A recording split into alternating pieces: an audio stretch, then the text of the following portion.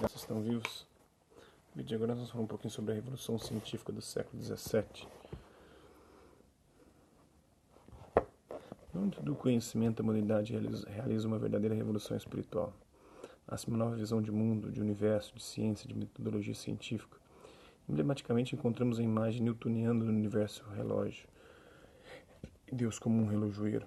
O universo moderno, diferentemente do mundo medieval, é aberto e infinito, regido por leis e escrito em linguagem matemática, decifrável pela razão humana. A natureza revolucionária do pensamento científico moderno pode ser percebida na radicalidade das mudanças. Se anteriormente havia perspectiva metafísica, especulativa, dogmática, religiosa e mítica, agora a perspectiva é física, empírica, experimental, marcada pela dúvida e pela incerteza. Por isso, em vez de verdades impostas de cima para baixo, o que importa é uma determinada metodologia de trabalho, muito mais indutiva. Obviamente, haverá muitas hipóteses que serão estabelecidas que deverão ser comprovadas por uma metodologia aberta a todos, pública e acessível. A ciência que está nascendo encontra na experimentação e no estudo investigativo o caminho para desvendar o que até então era mistério inacessível.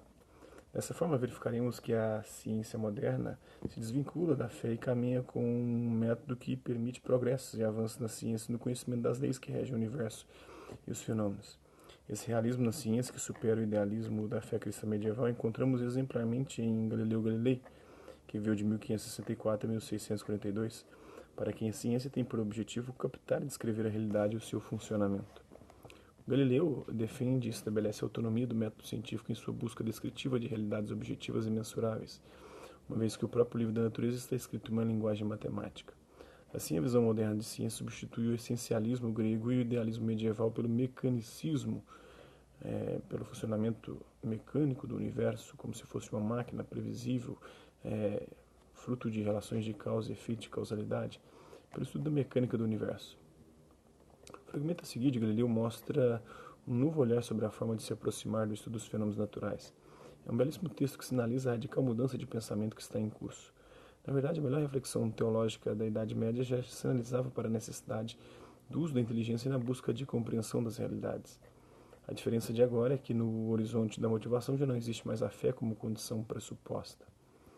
Eu creria que a autoridade das Sagradas Letras tivesse tido apenas a intenção de persuadir sobre os homens os artigos e proposições que, sendo necessários para a sua salvação e superando todo o discurso humano, não podiam por outra ciência nem por outro meio tornar-se críveis, a não ser pela boca do próprio Espírito Santo. Mas que aquele mesmo Deus que nos dotou de sentidos e discurso de intelecto tenha desejado, pospondo o uso destes, dar-nos como outro meio as notícias que podemos conseguir por aqueles. Não penso necessário crer nisso. Está na carta a Dom Benedetto Castelli, do Galileu Galilei, está na obra História da Filosofia, do Humanismo Descartes, do Giovanni da Reale e do Dario Anselmo.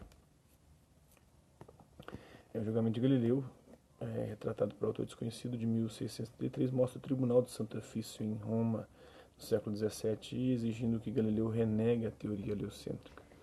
No texto a seguir, Galileu critica o critério até então usado para definir algo como verdadeiro.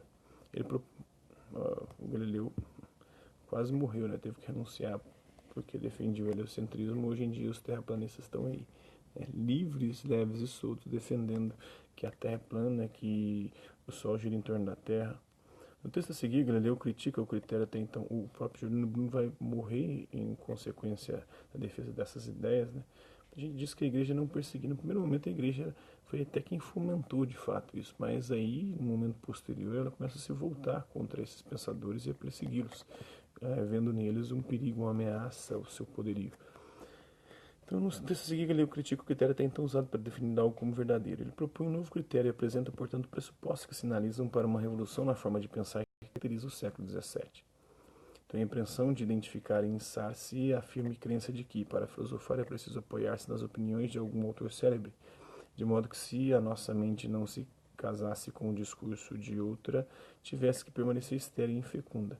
E talvez imagine que a filosofia seja um livro, uma fantasia de um homem, como a Ilíada e o Orlando Furioso, em que a coisa menos importante é se o que está escrito neles é real.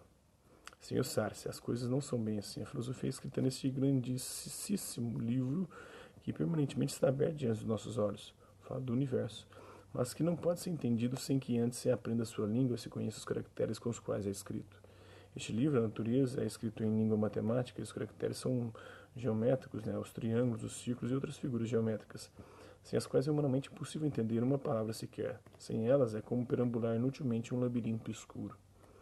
Está no texto do ensaísta, né, do Galileu Galilei, também presente na obra de História da Filosofia e do Humanismo de Descartes, do Giovanni Reale e Dario Antiseri. Então é isso aí, foi um pouquinho da Revolução Científica do século XVII, espero que vocês tenham gostado do vídeo. Quem curtiu, dá um like, quem não curtiu, dá um dislike, quem se interessar pelo conteúdo do canal, se inscrever, ativar o sininho e guardar os próximos vídeos e as próximas notificações. Deixe também seus comentários, dizendo o que você tem achado dos vídeos, sugestões de temas e assuntos para serem abordados em vídeos posteriores. É isso aí, hasta la vista, babies, e até a próxima.